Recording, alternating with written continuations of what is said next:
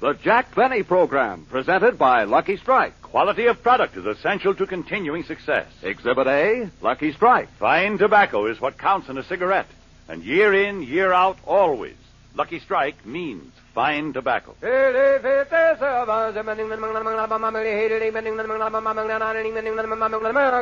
Lucky Strike presents The Man Who Knows. Colonel Hart Shoemaker, ace tobacco auctioneer of Lebanon, Kentucky, has sold over 300 million pounds of tobacco leaf. Recently, he said, I've seen the makers of Lucky Strike buy real quality tobacco, fine, ripe, mild tobacco. Yes, I've seen them do it at thousands of auctions.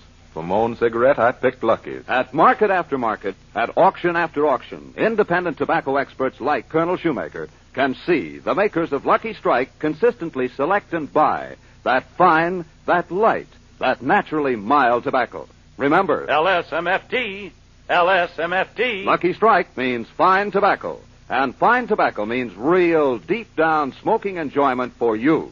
So smoke that smoke of fine tobacco, Lucky Strike. Yes, next time you buy cigarettes, ask for Lucky Strike. So round, so firm, so fully packed, so free and easy on the draw.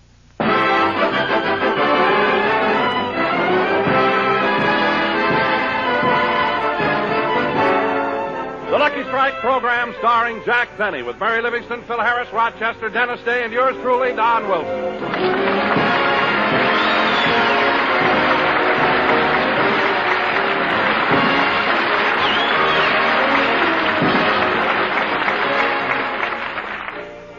Ladies and gentlemen, for many years as an announcer, it has been my privilege to introduce a number of very important people.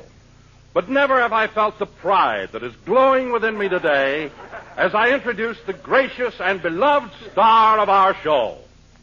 Well. Yes, ladies and gentlemen, it gives me extreme pleasure to present to you a man whose very benevolence has earned for him the admiration, respect, and everlasting love of millions. And here he is, Jack Benny.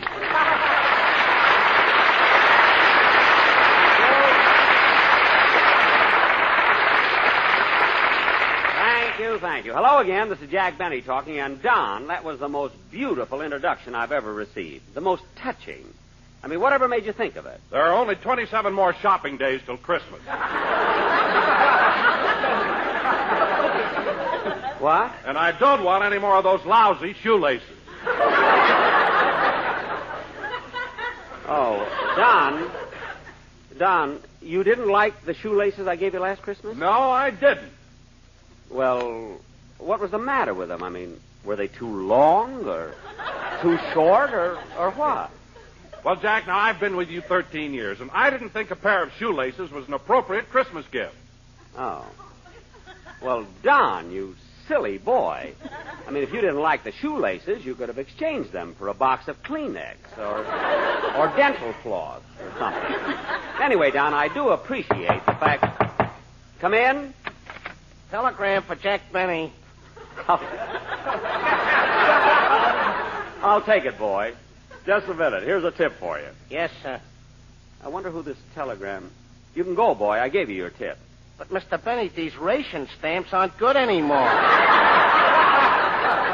Don't be so sure.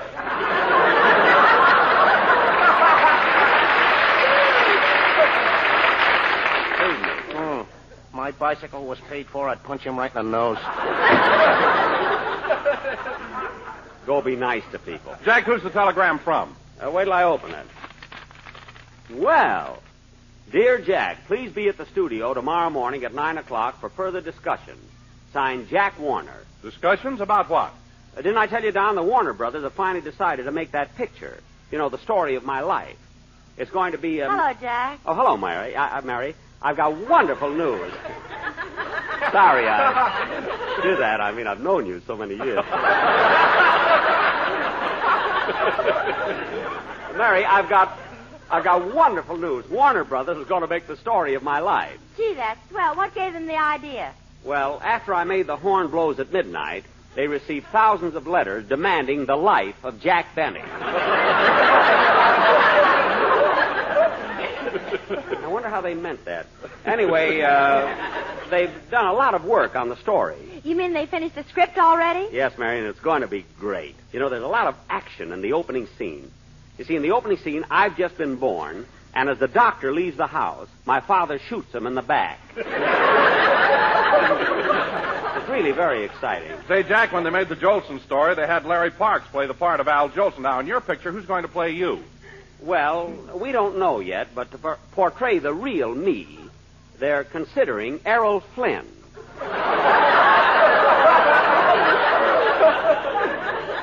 I guess it's the way I've lived, you know what I mean. Then there's also the possibility that they might use Clark Gable.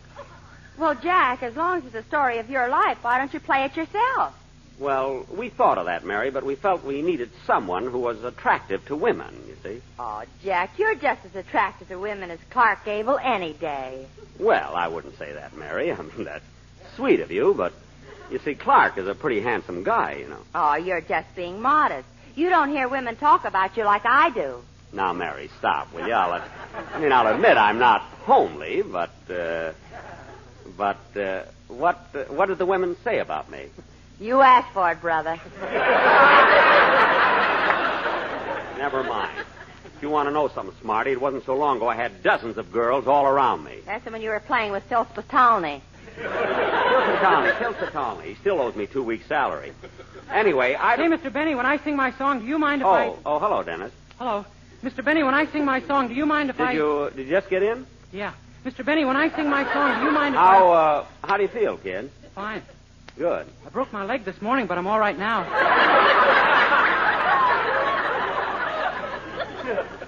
Dennis, just go ahead and sing your song. Well, aren't you going to ask me how I broke my leg? No, I'm not. Now go ahead with your song. My mother was right. You don't want me to get laughs.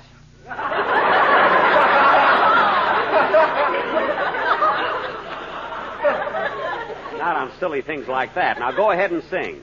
Okay, but do you mind if I dedicate the song to my new girl? Oh, you have a new girl? What's her name? Thelma Gray, Hollywood 6265. Oh. Dennis, you didn't have to give Mr. Benny her phone number. I might as well. He'll force it out of me later.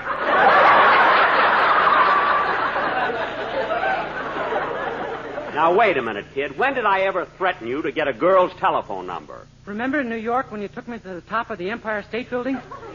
Jack, you didn't. He held me over the edge by my suspenders. Well, you're lucky you didn't go out with that girl. You've still got your watch. Girls, But this girl's different, Mr. Benny. Oh, you really like her, eh, Dennis? Yeah. Last week was her birthday, so I took her around to all the clubs. We went to Ciro's, the Macombo, Slapsy Maxie's. Really? How those places stay in business, I'll never know. We were the only ones in there. Dennis, what night did you go? Oh, nice.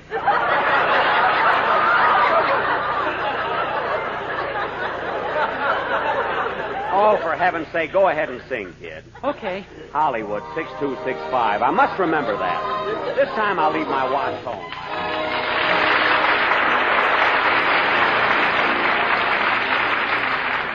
As you walk, as you talk with the one you love, do you know just how lucky you are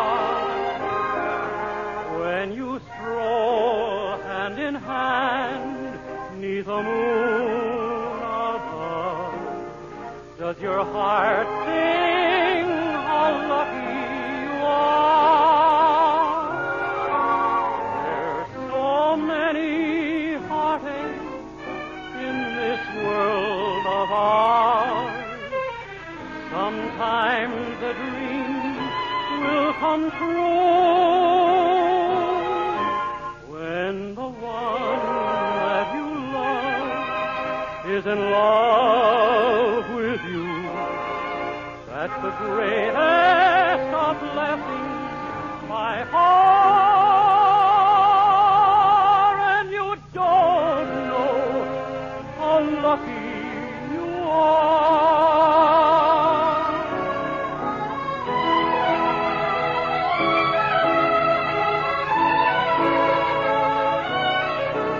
Does your heart sing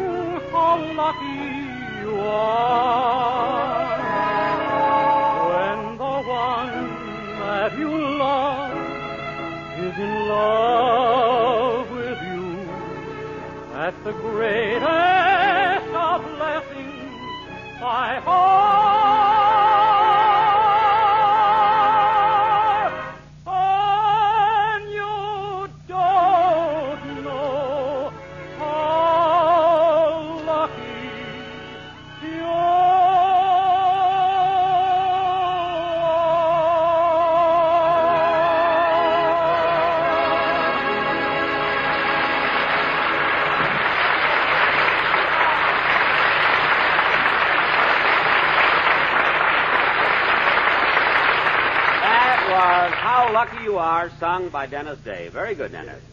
Say, Mary. Aren't you going to ask me how I broke my leg? No, I'm not, and stop being silly.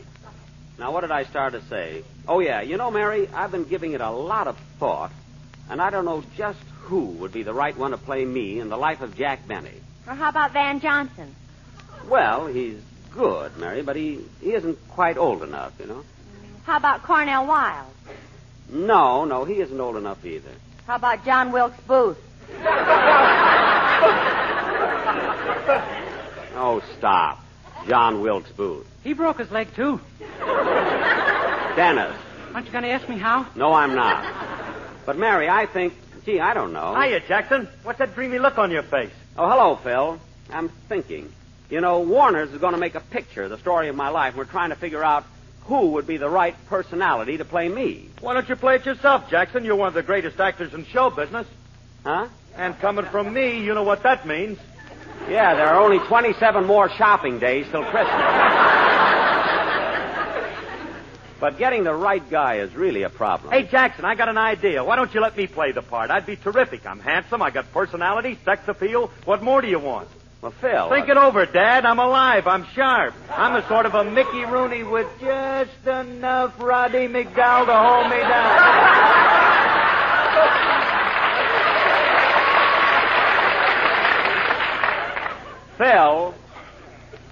Philsy boy, do you think for one moment that I'd let you play... Do you think for one moment I'd let you play the lead in a picture as important as this one? You'd be drinking all the time. What's wrong with that? What? You made the horn blows at midnight and you were sober. Not after the preview. Anyway, Phil. Hello, Livy. How you doing? Hello, Phil. Hiya, Dennis. How you feel, kid? I broke my leg this morning, but I'm all right now. Dennis. Just call me John Wilkes Booth. Dennis, keep quiet, will you? Now, Phil, I hate to be the one to suggest it, you see, but it's time for a number from your corny band. Corny band? Apparently you haven't heard. Heard what? We were invited to go to England and play for the royal wedding. The royal wedding? Yes, sir, right in Birmingham Palace. Phil, that's Buckingham. If there's a buck in it, you'll know it. Darn right. Now, come on, Phil. Let's have a band number. Oh, wait a minute, Jack. Don't you think it's about time we do a commercial? Don, we're not going to do a commercial this week. Go ahead, Phil. But, Jack... Don, I'm running this show. Go ahead, Phil. But, Jack, the quartet worked on it all week. I don't care if they did. Go ahead, Phil. And there's a part in it where you play the violin. Hold it, Phil.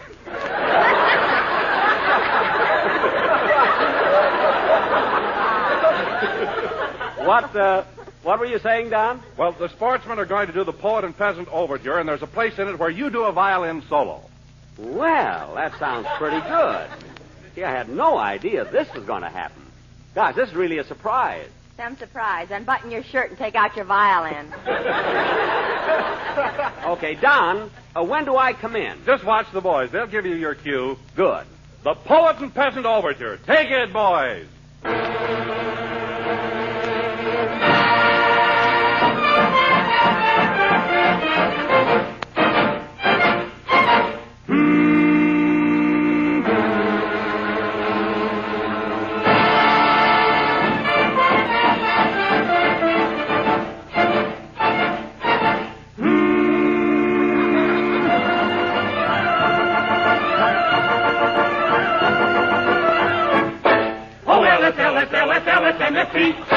All Lucky Strike will always be the sport for me. Now? Yes. Now? Yes. Now? Yes, yes, yes.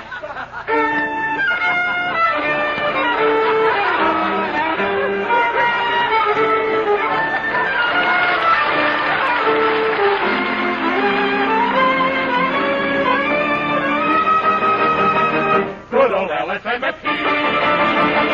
That's a cigarette for me. My Lucky Strike, he's the one you will like.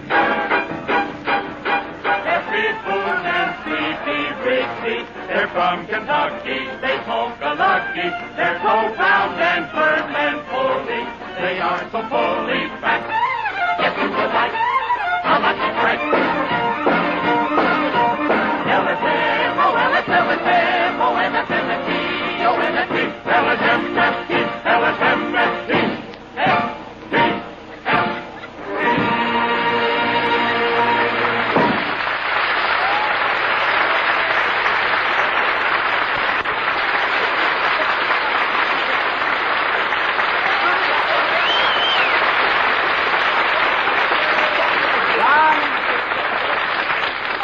Now, that commercial was really wonderful. It really was. And thanks for putting a part in it for me. I mean, the boys were just great, and the violin solo was out of this shirt. Out of this shirt. And by the way, kids, before I forget it, next Thursday on Thanksgiving, I want you all to come over to my house for a turkey dinner. Turkey? Gee, I wonder if I could have one of the legs. Sure, kid. Why? I broke mine this morning.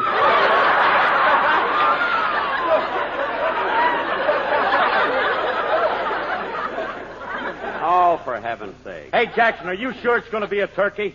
Of course I'm sure. Why? Well, last year you said you ran over a turkey, and when we bit into it, it turned out to be a buzzard. Well, it's a real turkey this time, isn't it, Mary? Yeah, I was with Jack when he bought it. That's right. In fact, yesterday I called him and suggested that he throw a Thanksgiving party for the whole gang. He must have been in a good mood because he went for the idea right away. Well, Mary, I'm glad you called, and it's a good suggestion. Huh? Fine. Hurry over and we'll go shopping. Goodbye. Oh, Rochester. Yes, sir.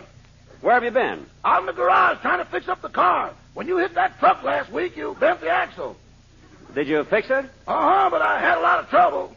Trouble? Yeah, when I loosened the nut that holds the axle, the lights fell off. Oh. So I took a nut off the rear door to fix the lights, and the steering wheel fell off. Gee. Then I took off the wire that holds the radiator and used it to tighten the steering wheel. And the radiator fell off? No, the fenders. All four of them? All five of them. 5? We only have 4 fenders. How about the one we hold over our head when it rains?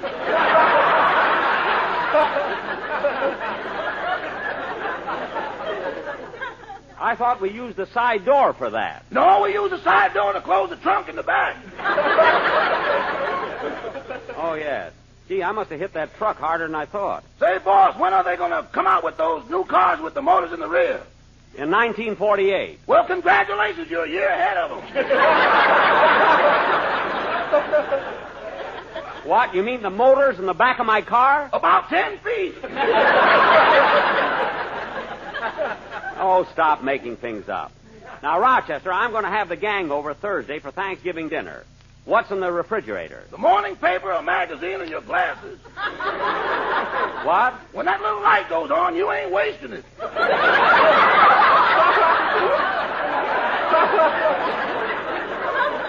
I'm not talking about that. I mean food for Thanksgiving. Well, we've got everything except the turkey. Do you want me to go out and buy one? No, Miss Livingston is coming over, and we're going to... Oh, that must be her now. So long, Rochester. We'll be back in about an hour.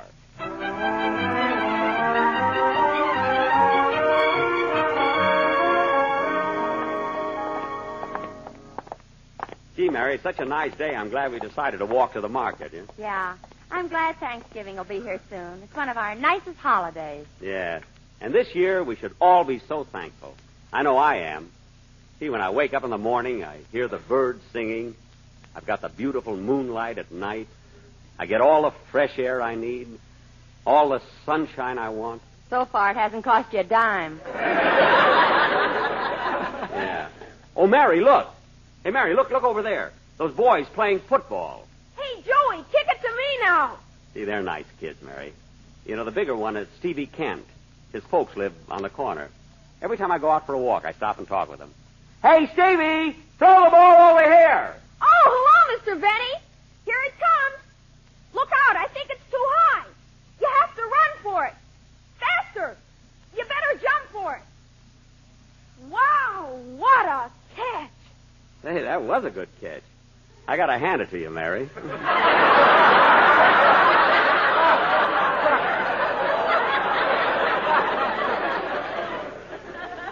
How did you do it?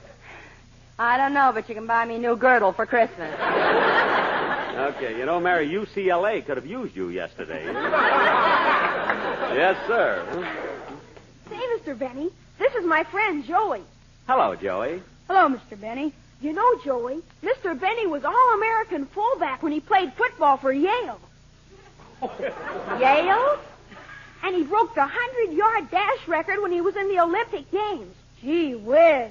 Jack, did you tell Lisa? And Mr. Benny pitched 2 no-hit games in the World Series. When he was with the New York Yankees. The Yankees? Oh, I was just lucky, that's all. Say, Mr. Benny, tell Joey about the time you knocked out Jack Dempsey. Oh, it was nothing. You see, it happened in the first round. We were mixing it in the center of the ring when suddenly Dempsey caught me with a powerful right hook to my chin. It shook me a little. I realized he was dangerous, so I decided to end it quickly. I shot 2 lefts to his midsection, crossed a right to the jaw, and down he went. I didn't mean to hit him so hard. He was out for over an hour. Ah. Well, so long, kids. We got to get going. You know, Mary, I was just... Oh, shut up.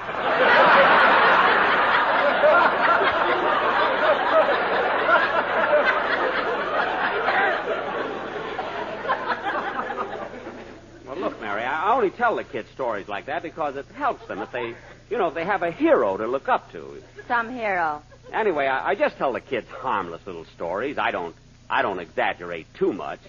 Oh, look, there's little Georgie Foster. Isn't he cute? He's only 4. Look at him. Hello, Georgie. Hello, Mr. President.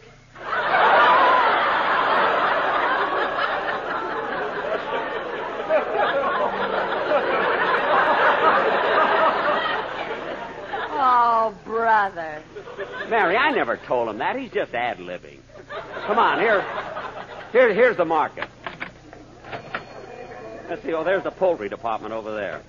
Come on, Mary. Okay. And, Jack, remember what you promised. This time you're going to get a nice big turkey, not like the last one you got.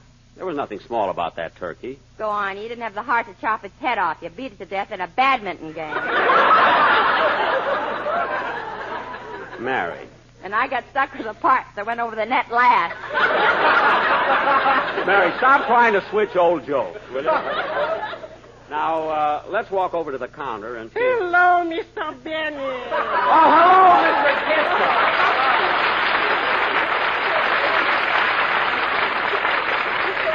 Oh, Mr. Kitzel, what are you doing behind the meat counter? Oh, I'm helping out here for the holidays.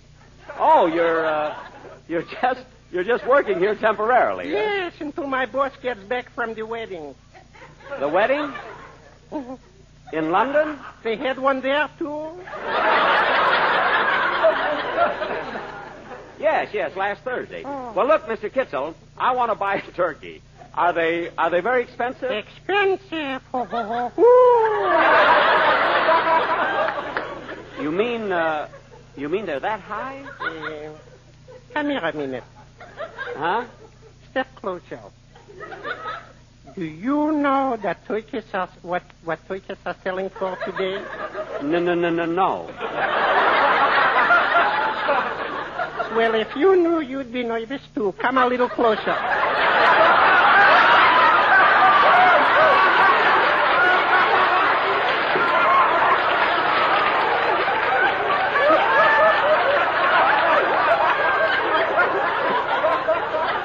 Come closer. Huh? Lean over a little. What? 80 cents a pound. Well, why do you have to whisper it? I don't want the turkey should get hammy. 80 cents a pound. That's a lot of money for turkey. Say, they got to live too. I suppose so. Say, Jack, while you're getting the turkey, I better shop around and get some things for the stuffing. I think I have everything at home, Mary. Well, what about cracker crumbs? Oh, I got plenty there. Stale bread? 2 loaves I've got. Oysters? 1 can. Sage? 38. What? Oh, I thought you said something else. Yes, we have everything. Well, Mr. Benner, what's your pleasure if I can be so accommodating? Well, I'd like to get a live turkey, about 25 pounds. The live turkeys are over there, down by the end of the counter. Oh, yes. I think I'll take that one on the right. You know, it looks nice and plump. Put on your glasses. That's my wife.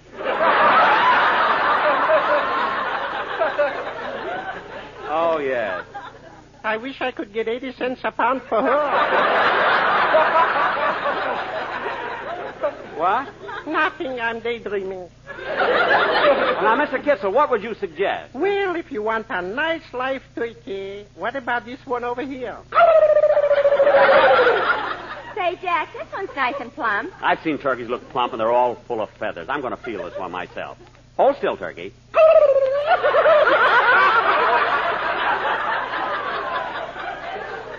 Oh, you and your cold hands. Well, Mary, what do you think about it? Well, it looks all right. Yeah, but I wouldn't have the heart to kill it. Oh, just look at its eyes. The same color as mine. Sultry summer blues.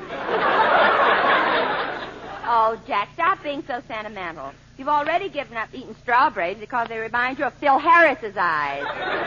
Mary, Mr. Kittle, how much does this turkey weigh? About 36 pounds. My scale is broken. Oh, well, I'll weigh it on that scale over there by the door. Come here, turkey. That's a good girl. Come on, Mary, we'll go over the scale. Now, hold still, turkey. Mary, put in a penny. Okay. Oh, look, Jack, a card came out. Yeah, what does it say? You weigh 36 pounds and you ain't long for this world. There's a picture of Fred Allen on the other side there. Well, that's much too big. Oh, Mr. Kitzel. Your pleasure? This turkey's too big. How much does this one weigh? This one right here. I think 29 pounds. Aren't you sure? Wait a minute, I'll check. Oh, Hattie, how much does this turkey weigh? 29 pounds, but I'll check. Hey, Joe, how much does this turkey weigh? 29 pounds, but I'll check. Hey, Herman, how much does this turkey weigh? 29 pounds, but I'll check. Hey, Sam! All right, I believe you. Jack will be back in just a minute, but first, quality of product is essential to continuing success. And Lucky Strike means fine tobacco. LSMFT. Yes, Lucky Strike means fine tobacco. And fine tobacco is what counts in a cigarette. Remember what happens at the tobacco auctions? Year in, year out, at market after market, independent tobacco experts can see the makers of Lucky Strike consistently select and buy that fine, that light, that naturally mild tobacco. Lucky Strike presents The Man Who Knows. Mr. Carl Hartfield of Greensburg, Kentucky, has been working as an independent tobacco buyer for the last 29 years. Recently, he had this to say. Season after season, I've seen the makers of Lucky Strike buy fine tobacco. Ripe, prime leaf that's got real smoking quality. I've smoked Lucky's for over 28 years. So for your own real, deep-down smoking enjoyment, remember... LSMFT. Lucky Strike means fine tobacco. So smoke that smoke of fine tobacco, Lucky Strike. Yes, next time you buy cigarettes, ask for Lucky Strike. So round, so firm, so fully packed. So free and easy on the draw.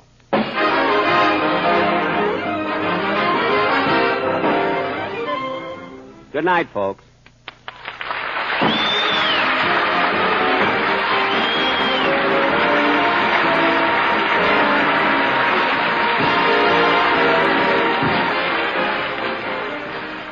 This is NBC, the national broadcasting company.